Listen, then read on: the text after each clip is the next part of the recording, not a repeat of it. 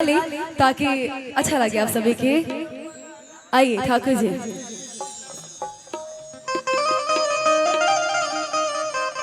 हाँ, ये गीत के बना लोग पसंद करेला। पवन भैया के गाना बा, शिल्पी के गाना दुल्हन गा देता नहीं जा हमनी के। अच्छा,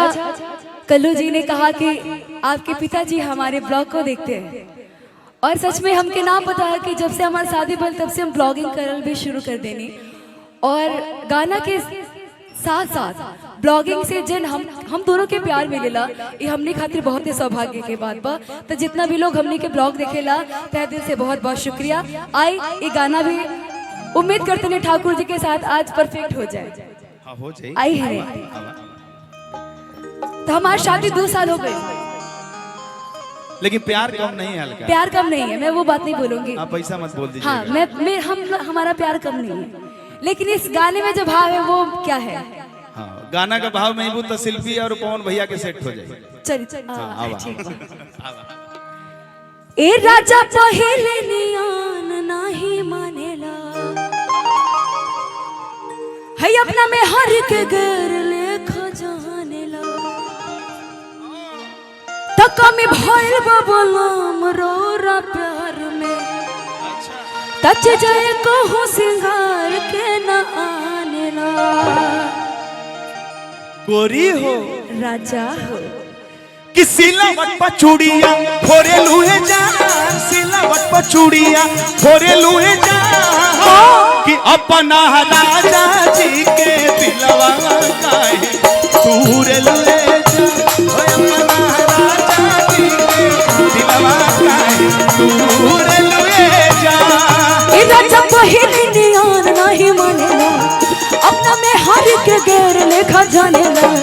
हमें भइल बबलम रोरा प्यार में तज जे एक हो सिंगार के न आनेला गोरी हो राजा हो कि सिलावट पर चूड़िया फोरे लुए जान, सिलावट पर चूड़िया फोरे लुए जान कि अपना राजा जी के दिलवा काहे तूरे लुए जान, हो अपना राजा जी के दिलवा काहे तूरे लुए जान।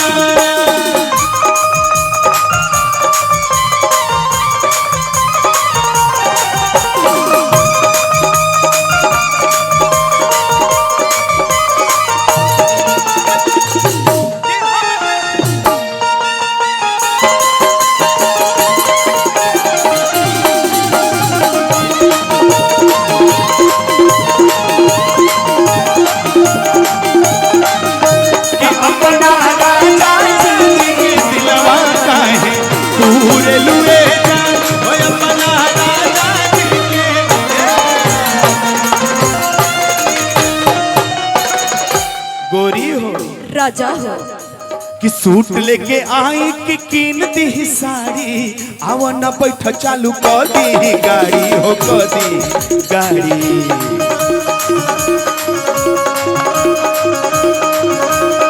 ए सूट लेके आई कि कीन दी साड़ी आवा न बैठ चालू कर दी गाड़ी हो कर दी गाड़ी। अच्छा, हम तो हमेशा सूटे पहने नहीं, साड़ी के नियम तो अच्छा रहे, लेकिन का और लइला ना जाई के बजरिया हो एगो सड़िया पल्ला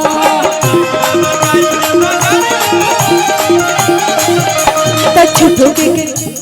छुटो के तू कहे ना सावरिया हो हमर करिया पल्ला। कलू बाबू मानी मणिशंकर भैया कहाँ बानी? मणिशंकर भैया हमरे अमित भैया सब लोग बा। कैसे कैसे कि माथा पन्ना ओढ़नी धरे लुए जान, माथा पन्ना ओढ़नी धरे लुए जान कि अपना राजा जी के दिलवा काहे तूरे लुए जान, ओ अपना राजा जी के दिलवा काहे तूरे लुए जान। ए राजा पहले नियान नहीं मानेला अपना में हर के गेर लेखा जानेला कब भइल बबलम रोरा प्यार में तज जाए कहू सिंगार के न आनेला। सिलावट पर चूड़िया सिलावट पर चूड़िया सिलावट पर चूड़िया फोरे अच्छा भाभी आ गई हैं। भाभी को तनी अमित भैया से ए राजा पहले निगान नाही मानेला अपना में हर के गेर लेखा जानेला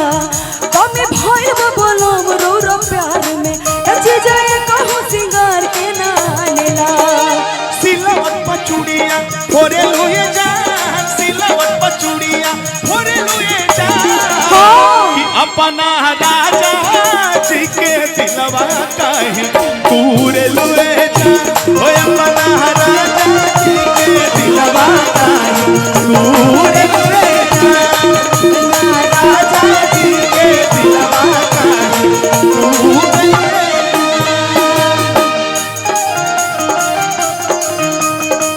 प्यारी होने से देखे न हमने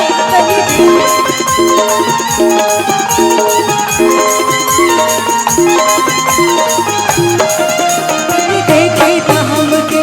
प्यारी हो जैसे देखे न हमने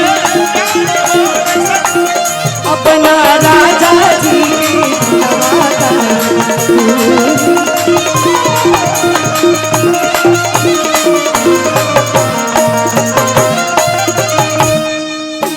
सोच के सवार के तू आवतनी बन के मन खुश कई दो है अपना बलम के हो अपना बलम अच्छा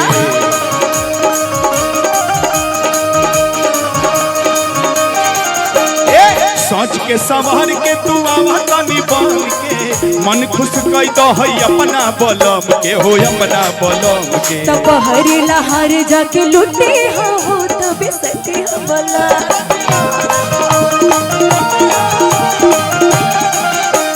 साथी संगतिया के डटी हो तब हटी बला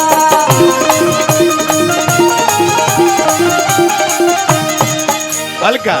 जी भाभी भैया आपको प्यार करते हैं ना अमित भैया रुको रुको रुको सरेआम फैसला होई भाभी भैया आपको प्यार करते हैं कि नहीं ओ आही दादा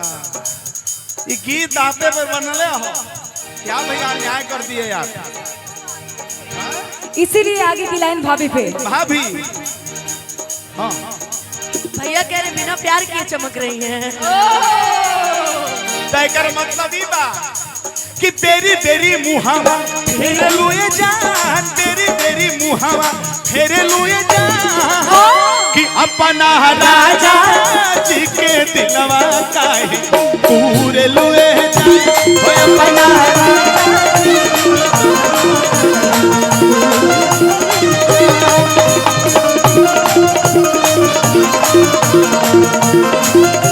ए राजा पहले नियन नाही मानेला ए भैया सुना लगा बियाह के कितना दिन भइल भैया आपके 22 साल वो गाय भांग वाला आपकी गीती है गाय बिना गोले मानम ना कई है भैया वो आपका शादी 22 साल हो गया शादी किए आपके शादी किए 22 साल हो गया लेकिन एक बात जान लीजिए 3 साल में 25 साल मनावल जाए ना लेकिन भैया मेहरारू को हतिया का तुम्हार 22 साल कैसे हो गए हम 2 साल में परेशान बनी आही दादा अनुपमा कहता लइका भैया 2 चीज होला सिलवट पर चूड़ी फूटेला या तो मेहरारू तनी मजबूत है तो कोनी चूड़िए से सिलवट फोड़ देले अब हमके नहीं खे पता कि मजबूती केकरा अंदर हो